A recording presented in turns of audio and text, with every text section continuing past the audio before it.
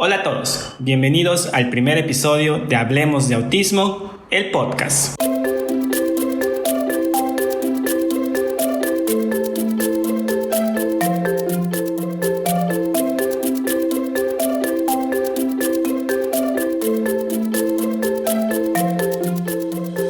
Para iniciar este episodio, quiero agradecer a todas las personas que se han incluido a este nuevo espacio. Muchas gracias en verdad por sumarse, por compartirlo, por suscribirse en YouTube, aquí en las plataformas de podcast. Muchas gracias en verdad. Este primer episodio se lanza un 2 de abril, el Día Mundial para la Concienciación sobre el Autismo. Y como se ha recorrido un largo camino hacia lo que hoy conocemos como espectro autista, les quiero invitar a que hagamos un viaje para conocer cómo ha ido evolucionando el autismo a lo largo de la historia. Si bien es sabido que personas autistas han existido en toda la historia, es hasta la segunda década del siglo XX que empieza a resonar la palabra autismo.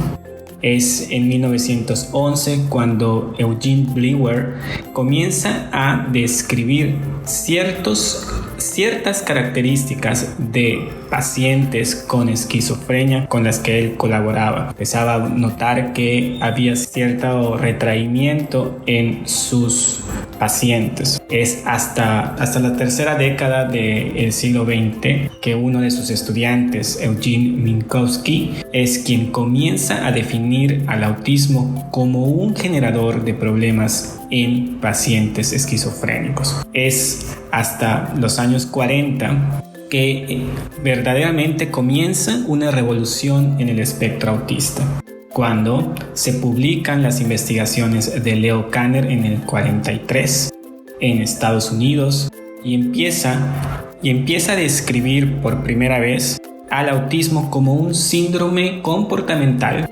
alejado de la esquizofrenia. Y es que en sus investigaciones comienza a describir rasgos distintivos que presentaban sus pacientes, como lo son alteraciones en la comunicación y en las relaciones sociales, que estos eran rasgos patonómicos, y de procesos cognitivos que podían ser resultado de la inflexibilidad y cuya gravedad depende del nivel cognitivo. A su vez, en el año 44, de manera simultánea en Alemania, Hans Asperger también comienza a publicar ciertas investigaciones acerca del espectro autista. Sin embargo, las diferencias que tenían entre Leo Kanner y Asperger eran bastante notorias.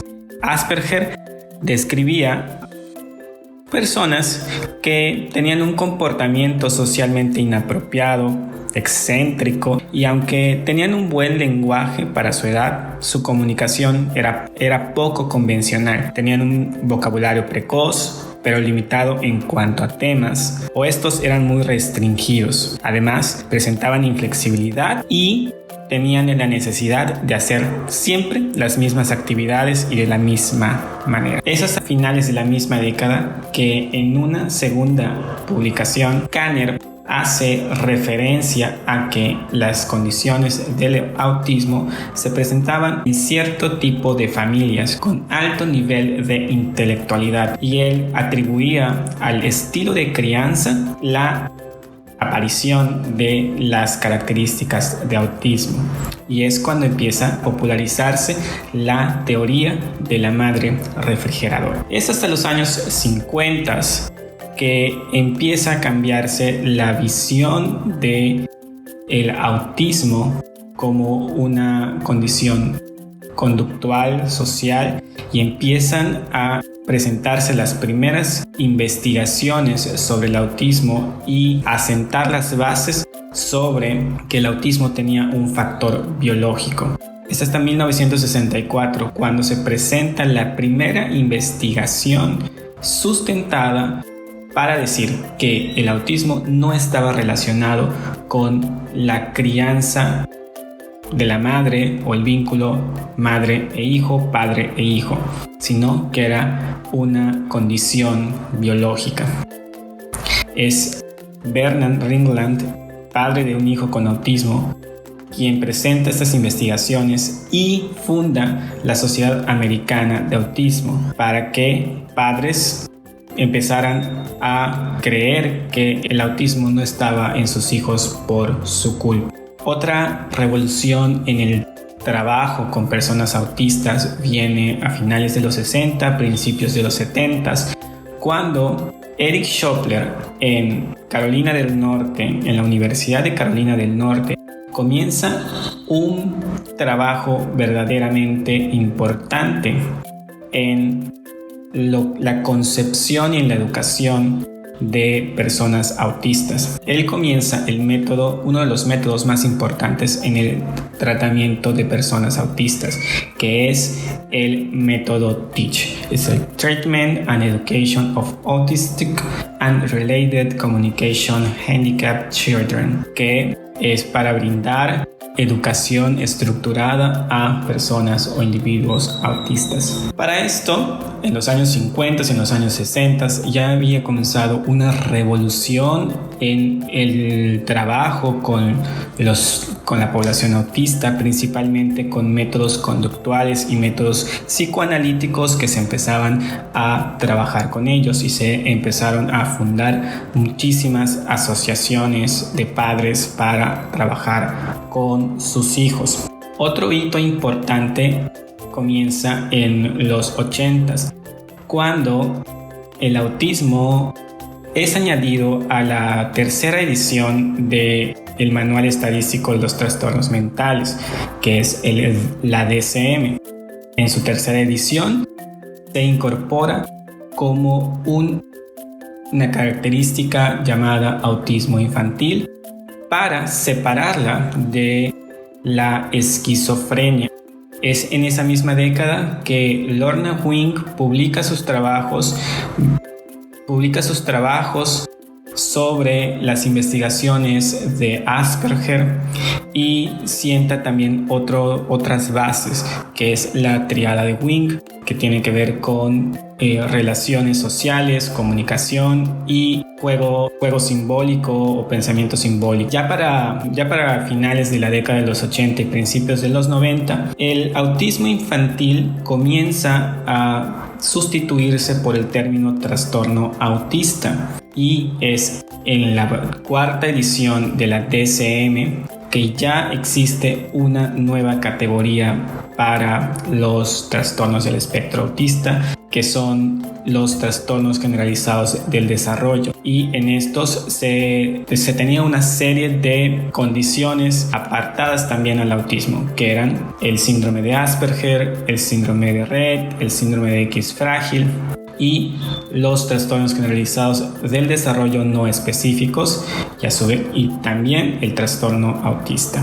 En la década de los 90 comienzan también ya a publicarse muchas investigaciones para el diagnóstico de personas autistas. Se empieza a popularizar los manuales para el diagnóstico, empieza a haber una revolución en cuanto a las pruebas de diagnóstico, y también se empiezan a fundamentar ciertas teorías de la existencia de población autista. Y es cuando vienen corrientes que hablan de vacunas, de tipo de alimentación, de contaminaciones en las personas autistas.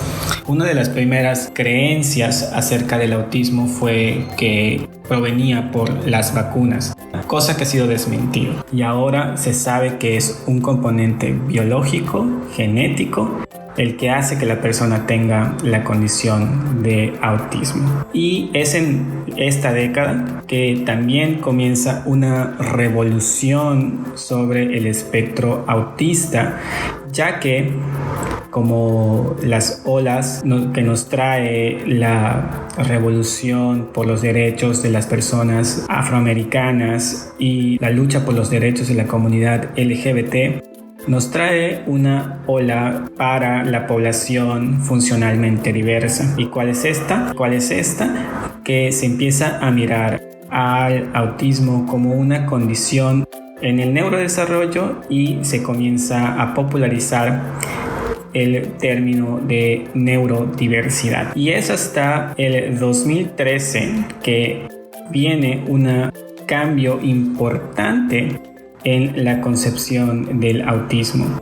Deja de verse como una condición meramente del crecimiento infantil a saberse que es algo, que es una condición en el sistema nervioso central, que funciona de una manera diferente a la habitual y que es meramente de nacimiento. Y es cuando viene a cambiarse la terminología y nos empiezan a decir que es un espectro, el espectro del autismo. Y las definiciones cambian. Empiezan a definir al trastorno del espectro autista como un conjunto de características persistentes en la capacidad para iniciar y sostener una interacción social recíproca y comunicación social, con un rango de patrones comportamentales e intereses restringidos, repetitivos e inflexibles, que tiene un inicio ocurrente durante el periodo de desarrollo, típicamente en la primera infancia, pero que las características se pueden manifestar tiempo más tarde. Estos déficits son lo suficientemente importantes para causar ciertos inconvenientes a nivel personal, familiar, social, a nivel educativo, a nivel ocupacional, y persisten en el individuo y se desarrollan en todos los contextos en el que este chica se desenvuelve. Hoy podemos hablar de un espectro autista.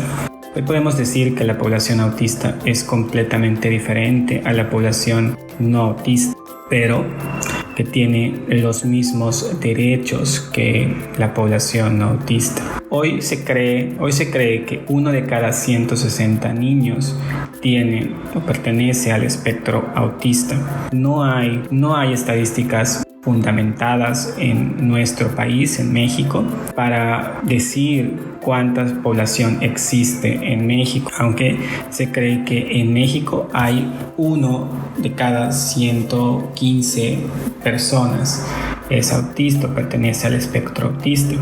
Entre las características que se pueden observar de la presencia del autismo se pueden dividir en 3: entre las destrezas sociales, entre las destrezas comunicativas y en los intereses y comportamientos poco habituales. Las personas autistas presentan dificultades sociales, pueden ir desde cierta timidez hasta rechazar la socialización. En cuanto a la comunicación, puede ir el espectro desde niños que no adquieren lenguaje verbal hasta niños que hablan perfectamente, pero tienen problemas a nivel de tono, de interpretación, de volumen, de prosodia. Y entre los comportamientos reiterativos, pueden ser jugar de una manera atípica con sus objetos, pueden manifestar movimientos repetitivos, pueden tener a su vez problemas a nivel de captación de los sentidos, por lo que pueden ser hiper o hiposensibles. Puede existir una hiperactividad, puede existir también impulsividad, pueden haber conductas autolesivas o agresivas hacia otros, pueden haber rasgos de alimentación y de sueño poco habituales, pueden tener estados de ánimo o reacciones emocionales también fuera de lo común, y sus gustos o su aspecto puede ser diferente a lo que nosotros podemos creer y que es una persona común. Y esto en general es lo que ha pasado con el espectro autista a lo largo del tiempo, a lo largo de la historia, en aproximadamente un siglo de conocimiento sobre el espectro autista. Algo que realmente tenemos que empezar a concienciar es que es un aspecto biológico que necesita un tipo de educación alterno al habitual, que necesitan apoyos diferentes a lo que pudiera tener otra persona y que en general existen en nuestro contexto, en nuestro mundo, y que no podemos evitar el relacionarnos con una persona autista, dejarlos de ver como personas con minusvalía, restarles dignidad, restarles justicia, restarles derechos. Hay que sentarnos y pensar que ellos son personas como cualquier otra y que también pueden tener las mismas oportunidades y los mismos derechos que los demás. Te invito a compartir este podcast, a difundirlo y a que cada día seamos muchos más los aliados de la población autista. Yo soy Osvaldo May y espero que juntos hablemos de autismo.